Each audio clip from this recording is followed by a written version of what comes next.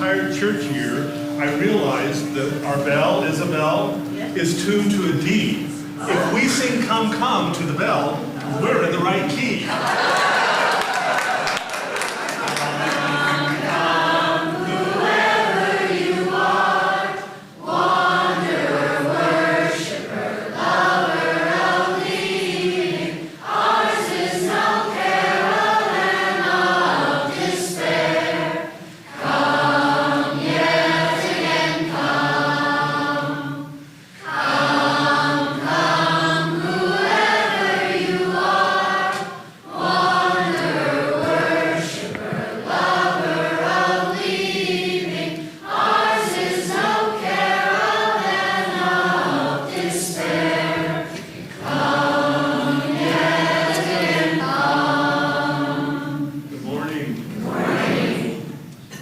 Good morning.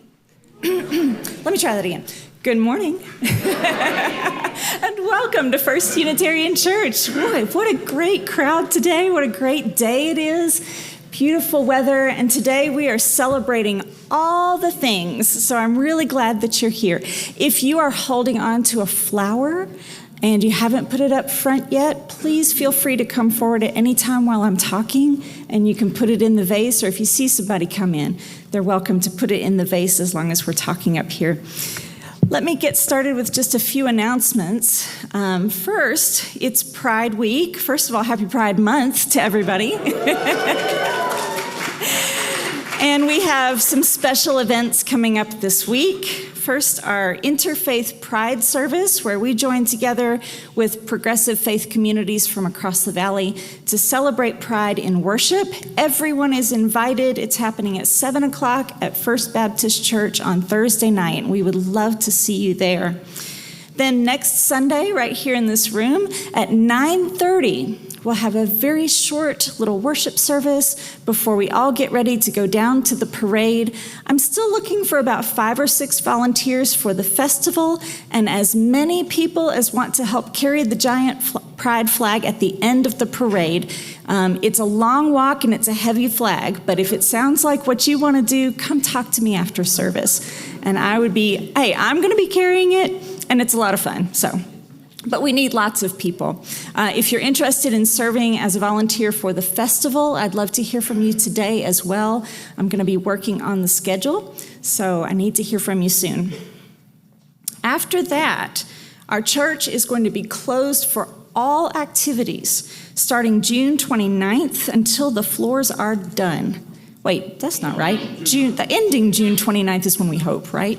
Okay, starting June 9th, next Monday. It's going to be closed for everything. They're going to be tearing out the floors, and we won't have access to the restrooms. So there will be no building use for about 3 weeks. We do have Summer Forum, which is starting on July 6th, and Summer Sundown Worship will be starting on July 13th. The forum schedule is out, and you can read that in Elliott Hall or on most of the doors around here. And you should have a flyer among your stack of papers that you received today with the schedule for Summer Sundown. Let's see. Oh, that's it, except for one more announcement. If at the end of service, if you would check this hallway and see if any of these coats, scarves, hats that are hanging belong to you. Everything's going to the thrift store after today, so make sure that you take whatever belongs to you. It's been years, guys. Some of these things have been there a long time, so. All right. Now we'll begin our worship service, and I've brought this blessing of the flowers by the originator of the flower communion, Reverend Dr. Norbert Čapek. Infinite Spirit of life, we ask thy blessing on these, thy messengers of fellowship and love. May they remind us, amid diversities of knowledge and of gifts, to be one in desire and affection, and devotion to thy holy will. May they also remind us of the value of comradeship, of doing and sharing alike. May we cherish friendship as one of thy most precious gifts. May we not let awareness of another's talents discourage us or sully our relationship, but may we realize that whatever we can do, great or small, the efforts of all of us are needed to do thy work in the world.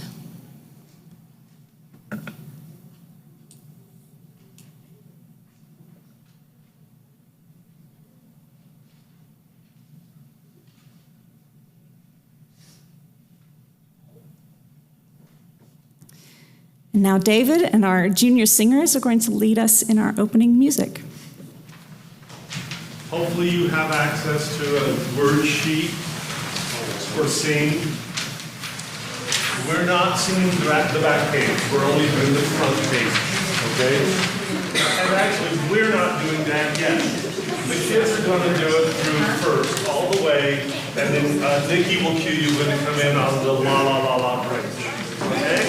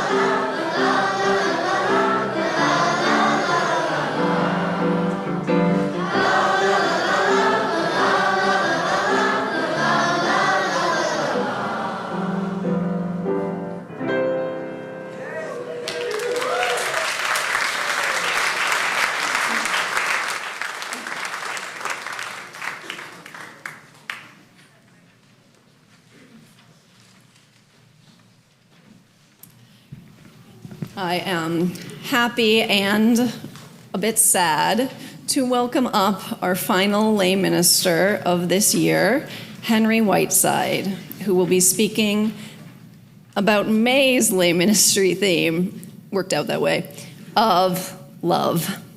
Perfect for Pride.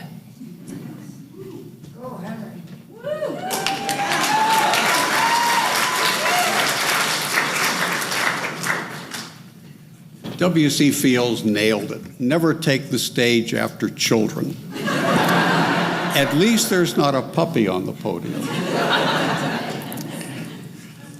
Good morning.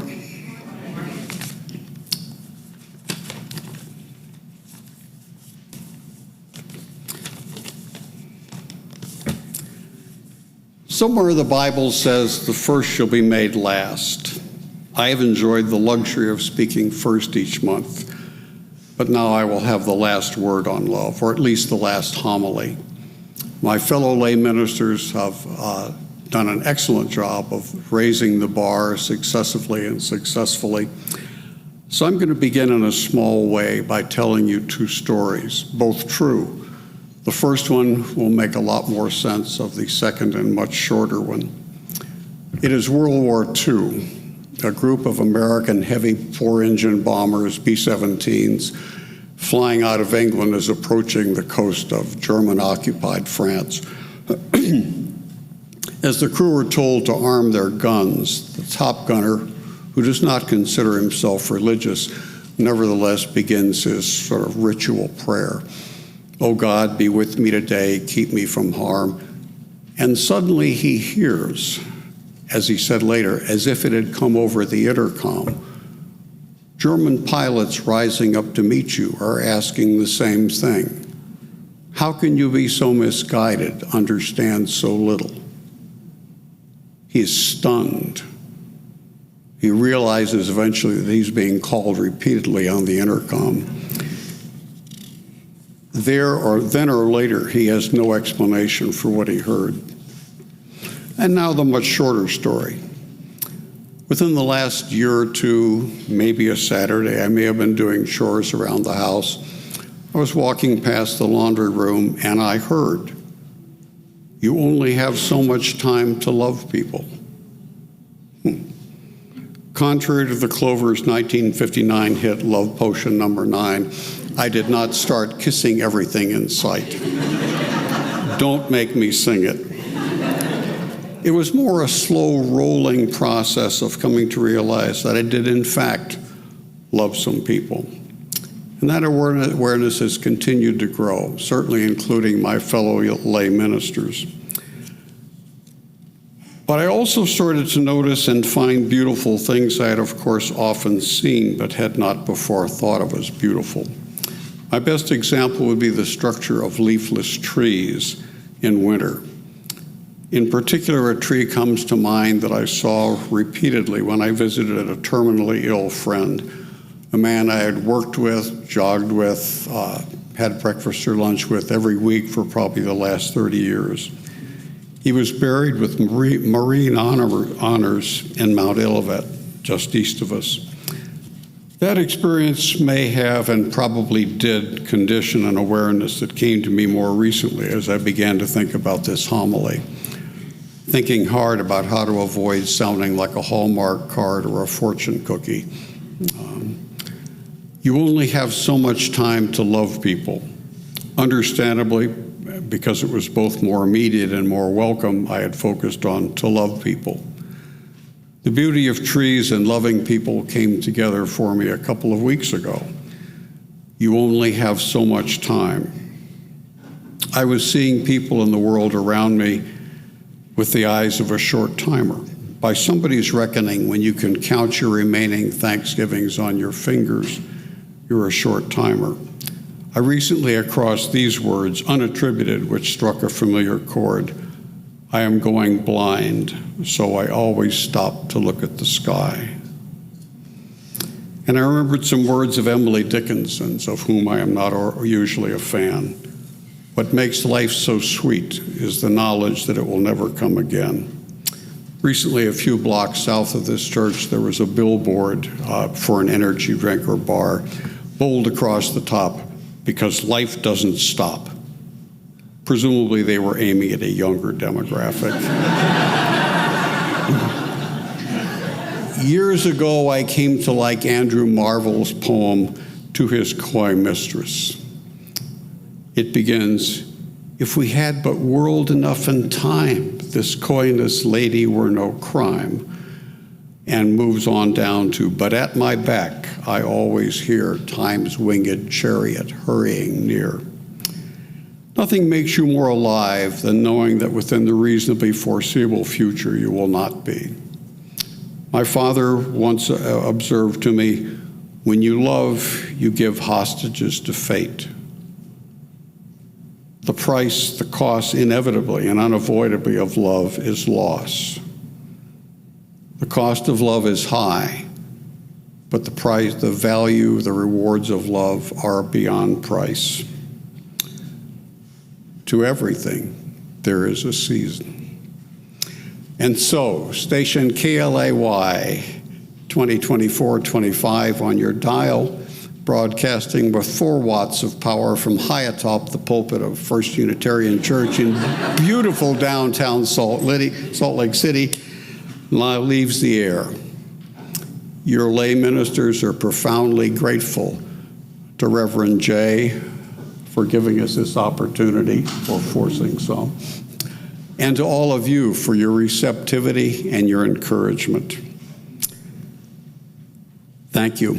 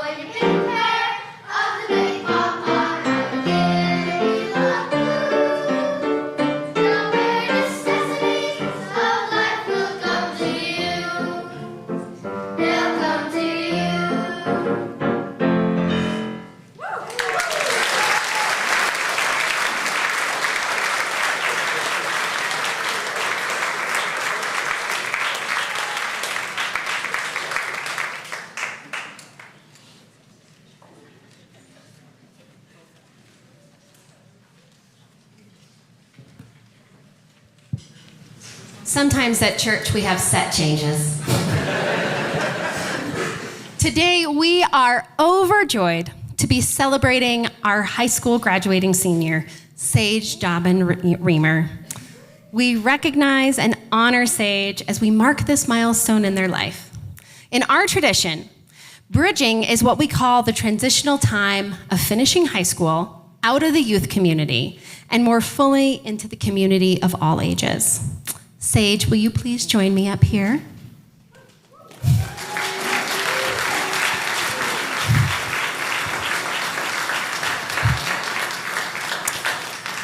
A bridging ceremony is one of 2 big Unitarian Universalist rituals that children and youth have the opportunity to participate in. The first is our child dedication ceremony. This usually happens when the child is very small, but sometimes happens for older kids as well. In a dedication ceremony, the child's family and community enter into covenant with the congregation that promises to cherish and love the child as part of our community. As part of that ceremony, the child is presented with a rose representing how the community will help shelter them as they grow. And then, when the youth graduate from high school, we have a bridging ceremony. In our bridging ceremony, our youth cross a bridge to symbolize their transition from childhood to adulthood. My wish, dear Sage, is for you that you may become more fully yourself as you navigate these new waters of adulthood. May the challenges you face be seen as an opportunity to grow. May your gifts serve the world. And through this, may you be blessed by knowing yourself wholly and fully. I would like to invite one of our youth teachers and our young adult representatives to come on up, please. They're going to snake their way through. Thanks, friends. So, young adults, will you stand here? In your pews this morning, you found your litany for bridging. Please pull it out. Congregation, read with me. Today, we honor the youth among us, you who are stepping beyond and away and toward. Today, we share in your journey and encourage your discovery. Okay, children and non-bridging youth, this is your time. Today, you gotta read it with me, guys. Today, we applaud you for all you have been, for all you are now, for all you will be. Okay, Bridger. Today I cross this bridge so that I may begin anew to hope and do and learn and be. Congregation. Today you cross this bridge. Go now and explore with wonder. We support you, nurture you. You are loved. Children. Today, you cross this bridge. Be patient and hopeful. We will support and nurture you. You are an inspiration. Today, I cross this bridge. I welcome your blessing and move forward in hope. Now, Sage, I invite you to cross from this side. It's so exciting, guys. Wait, 18 years to do this. Build it up. Okay.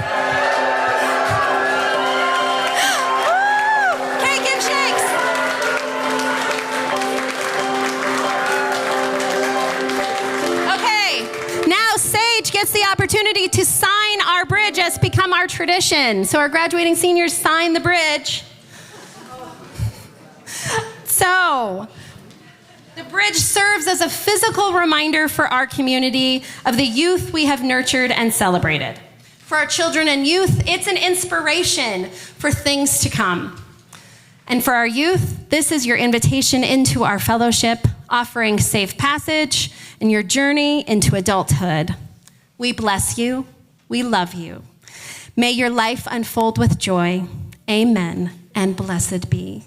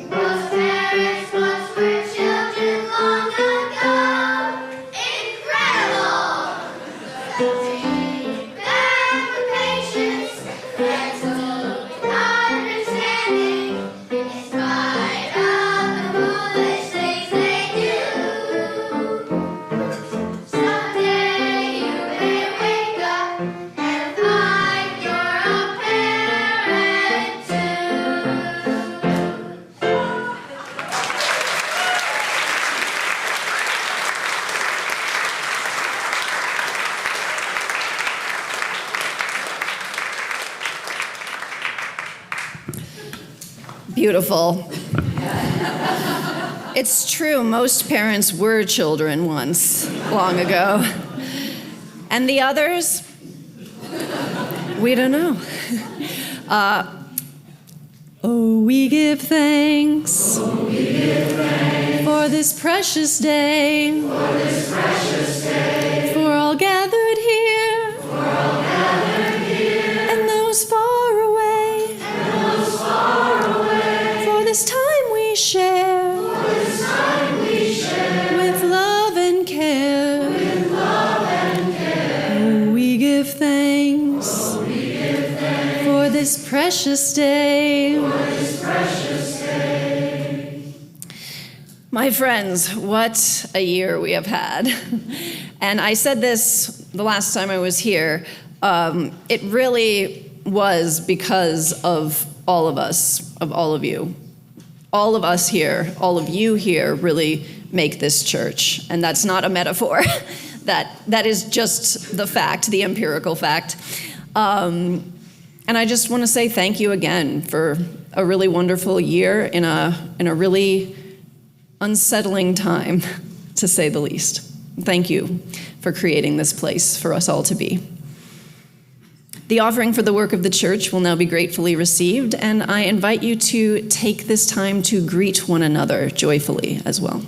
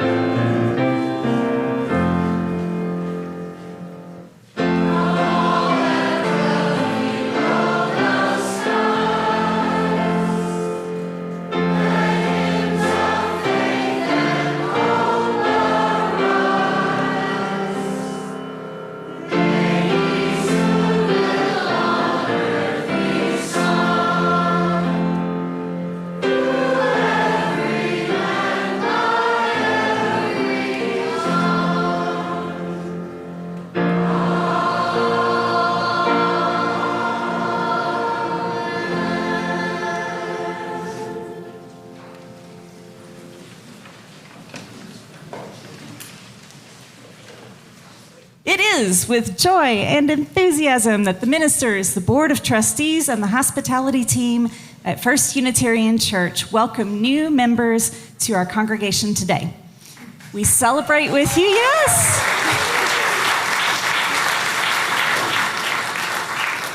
We celebrate with you the journey you undertook to get here, whether you struggled for many years to find the right place or visited one time and just knew. Whoever you are, wherever you come from, and whatever you bring with you today, we welcome it all, and we welcome you. Today, as the church year draws near its close, we celebrate our annual flower communion, remembering the ministers who established it, the Reverends Norbert and Maya Čapek. The Čapeks founded the Unitarian Church in what was then Czechoslovakia in 1921. The church attracted many people who had been put off by the Catholic Church, and soon the ranks of membership swelled into the thousands. However, sensing that his very secular-minded congregation was missing a sense of spirituality, Norbert invented the flower communion ceremony to be held in June near the end of the church year. The ceremony invited each member to bring a flower to church, deposit it in a common vase near the front of the chapel, and then at the end of the service to receive a different flower from the one they'd brought to take home with them.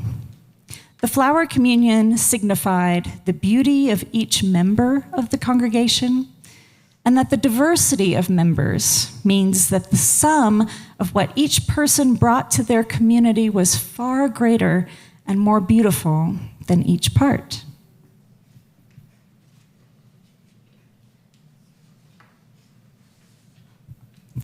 In 1939, Maya visited the United States, bringing the flower communion with her and first introducing it to American Unitarians in Cambridge, Massachusetts. Norbert fatefully, remained in Europe. When World War II began, Maya was unable to return to Europe to join Norbert. 2 years later, Norbert and his daughter were arrested by the Gestapo on charges of listening to foreign radio news broadcasts, which was a capital offense.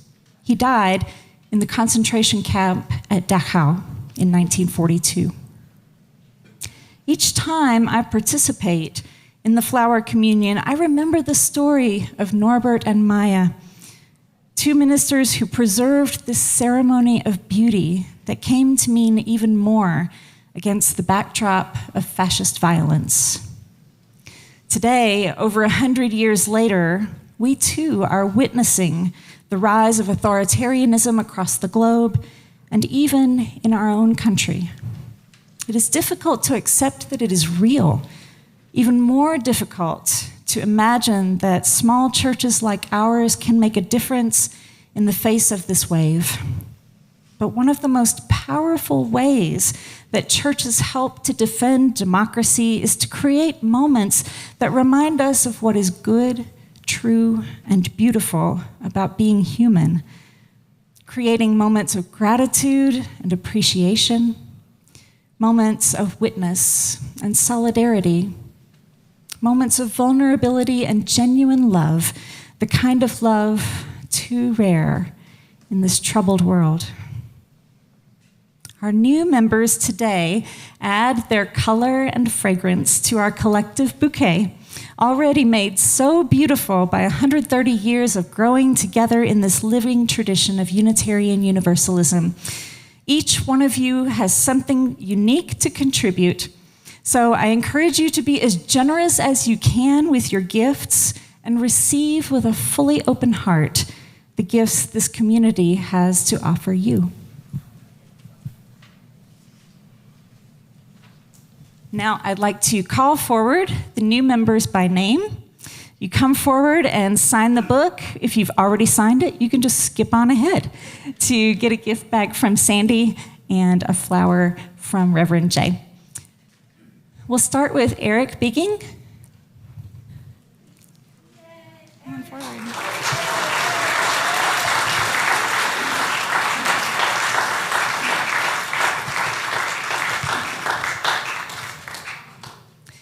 Sarah Haskin.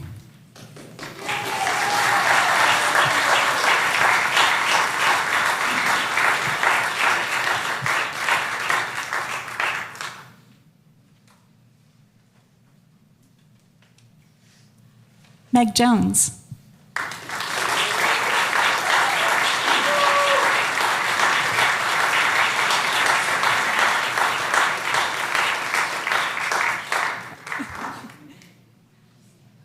John Lee, come on down. And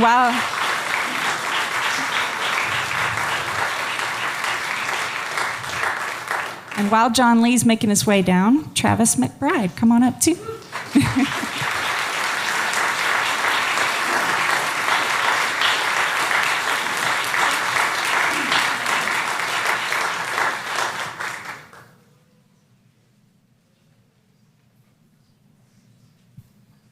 The flowers that we give during the new member ceremony are yellow roses for friendship. They're different from the other. We get them special. You can get another flower too. You get 2 flowers. Virginia Rainey.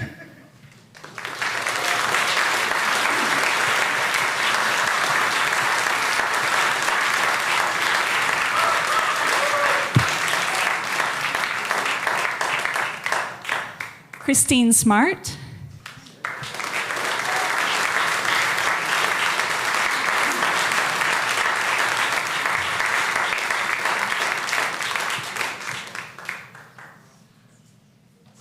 Carrie Solberg.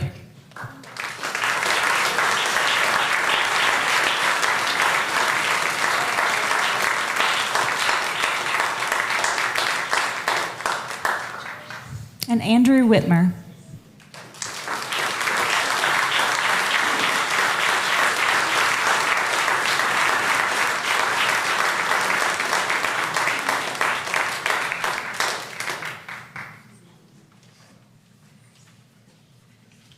Is there anyone else who was hoping to join today whose name I did not call? Okay, not that it's an altar call. It's not like that. I'm just making sure I didn't forget somebody, because I'm liable to do it.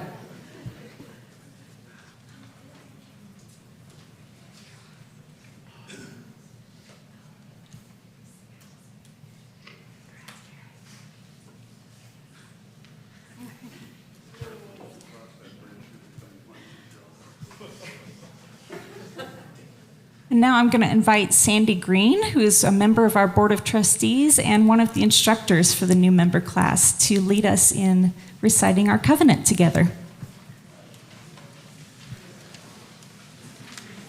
What makes us Unitarian Universalists is the practice of covenant, the making of sacred promises that bind us together. Our promises are not eternally binding like those our religious ancestors might have made.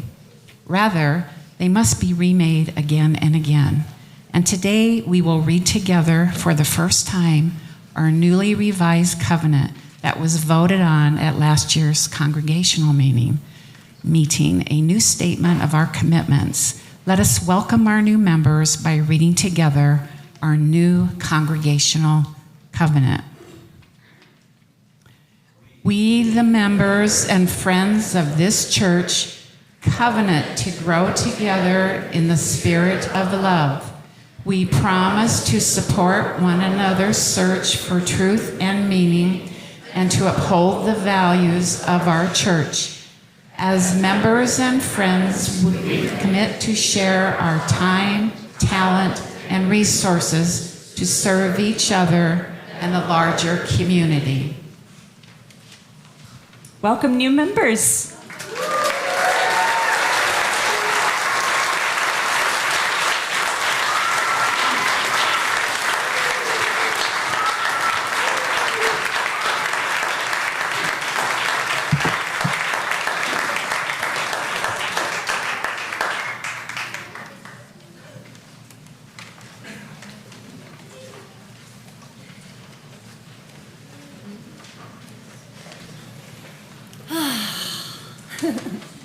I love new member ceremonies, and I love flower communion, and I love bridging. I am so happy right now. I'm also tired. How many of you all came to Harmony Fest yesterday? Yes, awesome. I love that. Did you have fun? Oh, good. Good. I really was happy with how it turned out. I know this church hasn't done a big festival like that in quite some time. We've never quite done it like that before. Most of the people on the team had never done it before. And I'm just absolutely so proud and grateful for the team, for Lissa Lander, for Tracy O'Very-Covey, for Jan Crane, and for Ashley Kingfisher, and for Stephanie Park, who just absolutely, the reason things went so well is because of all of them. So a big round of applause.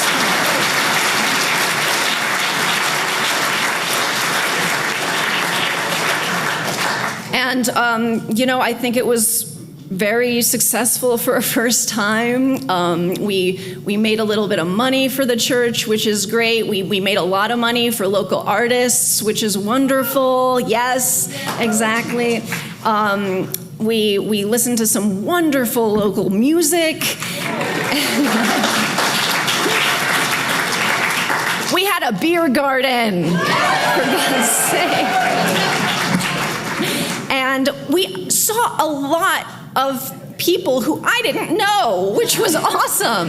There were so many people here from the wider community who I had never freaking seen before. And that is what I truly wanted. I mean, yes, I wanted to make money and art and all of that stuff, and I absolutely wanted to buy one of the crying unicorn arts that was on the wood, and I did. So I'm happy.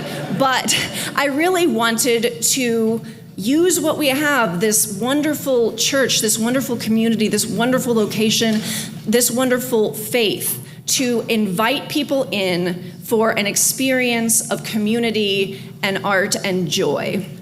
And yes, because, oh my goodness, we need it. And I know that sounded tired, and it is, but like, I don't mean that in a way of like, oh, we need it, even though I do. But what I mean is, we need to make the left fun again.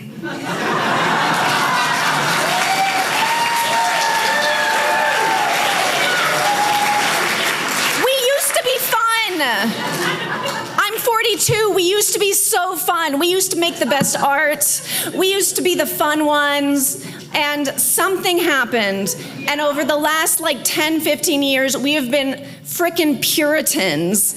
And nobody wants to hang out with us. And I don't want to hang out with us. Like, I do, because these are my beliefs and these are my people and all of this stuff. But something happened. Am I wrong? Am I just like, no, I'm not. Like, I know, like, and listen, I'm a they, them, and I'm, as like, as another person. But like, I think I have PTSD from living in Boston during the Tumblr years, because it was like really bad. And what I'm saying is, nobody is going to want to join us if all we do is hate and gripe. And we're not going to get anything done if all we do is hate and grumble and gripe and isolate ourselves and say, what's the point? And I'm just going to stay home, and I'm not going to go out, and I'm not going to smile, and I'm not going to have joy. Like, I loved how Reverend Monica brought up the story of Norbert and Maya, and the fact that they created flower communion, which we love to make a lot of metaphors around, and all the metaphors are true, and I do it myself, and I've done it myself. Like, yes, it's all of our individuality, and it's how we come together to make something greater than the whole. Yes, yes, yes. And it's just freaking pretty. It's just nice. It smells good. I was standing over there. It smelled amazing. It made me happy. It was nice. And they created this ceremony while I don't even want to say this word, right? But while the fascists were rising in, I don't want to get demonetized, whatever it is. I don't want YouTube to like kick our video off or whatever. But while that was rising in Europe, they created this ceremony, and it grew, and it still goes on today. And it's a ceremony of joy and love and beauty. And yesterday we created an experience. We created a whole day of joy and love and beauty, and we invited our wider community in, and we let them know what we stand for. Because we have to smile, we have to be happy while we're standing for what we believe in. What we believe in has to make us happy, right? It can't just be like, we can't just be like, oh, climate change. Really?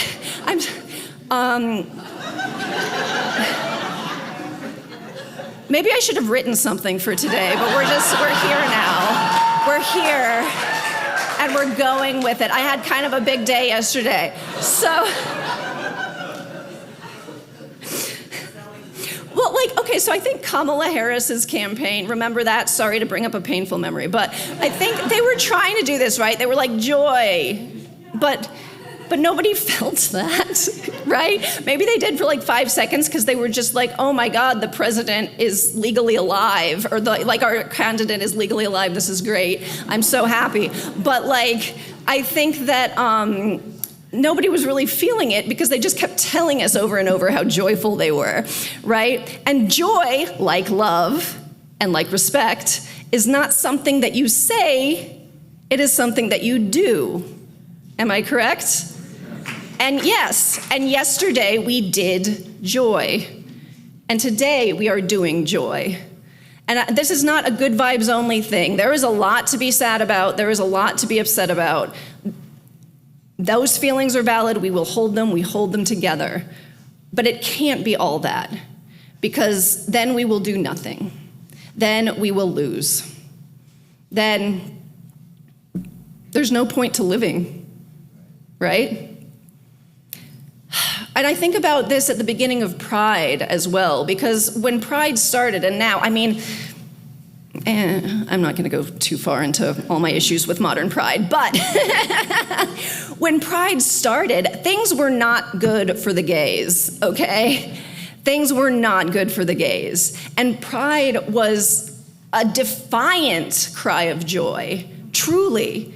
A cry of joy against people who wanted to imprison people, who wanted to openly discriminate against people for being queer or trans or anything outside of the norm. And over the years, that cry of joy grew and grew and grew, and now it is what it is.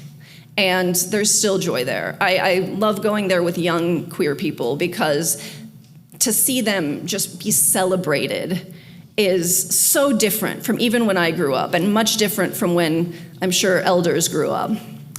And that started in a difficult time, just like flower communion. And so as we go into our summer, when I really hope that you all are going to have experiences and journeys of joy, whatever those look like, whether they're going somewhere internally, just being with family and friends. As we move into that summer and as we come up very shortly and take our flower, I want us to do it in the spirit of enacting joy. When you see your flower, when you take your flower, smell it, look at it. Let it be a flower. Let it bring up in you what a flower brings up. We haven't lost this. We have not lost the beauty and simplicity and joy of a flower. And I invite us to celebrate that. So as David plays, I'm going to invite all of you to come up and choose a different flower from the one that you brought. And there might be enough that you can take one for now and maybe take another one later if there's too many. And really sit with your flower and share it with your neighbors. Share your flowers, talk about them. And then after that, we're going to have a picnic. Thank you all for joining us today. Flower Communion.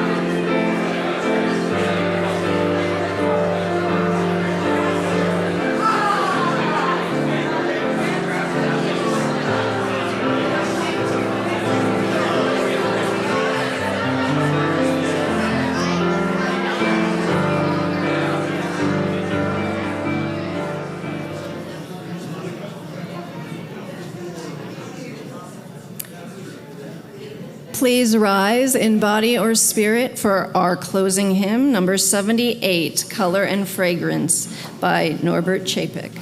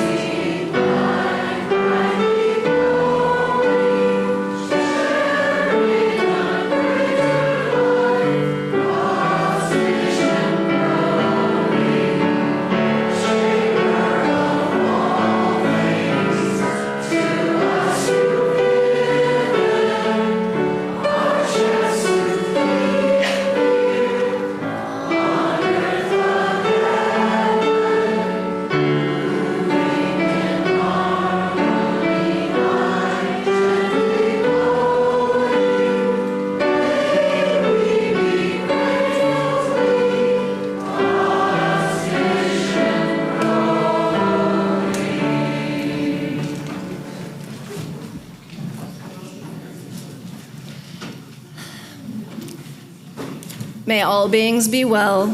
May all beings be content. May our actions be bonded to our deepest values. May we treat others as we would be treated.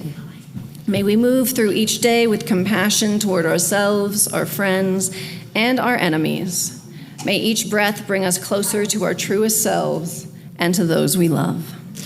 Amen.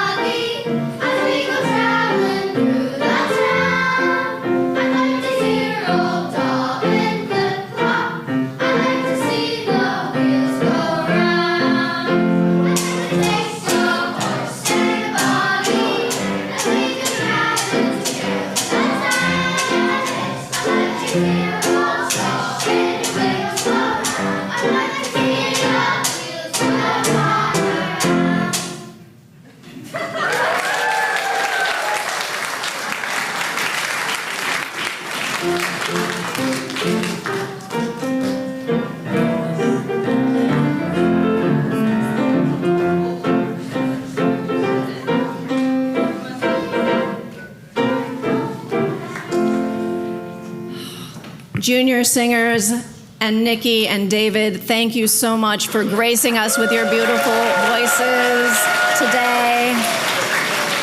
What a wonderful way to end this church year. My friends, I hope you will stay for our fun picnic out there before it gets too hot. There are many beverages, including like a few adult beverages, which if you get out there fast enough, you can get one. But I'm going to be racing you, so they're left over from the festival. 21 and over, of course. But anyway, thank you so much. I love you all. I've had a wonderful year. I hope you have too. I'll see you next week for Pride service, I hope, at 9:30 a.m. It's going to be fun. Don't worry. It's going to be a gay sing-along. And then we're going to go to the parade.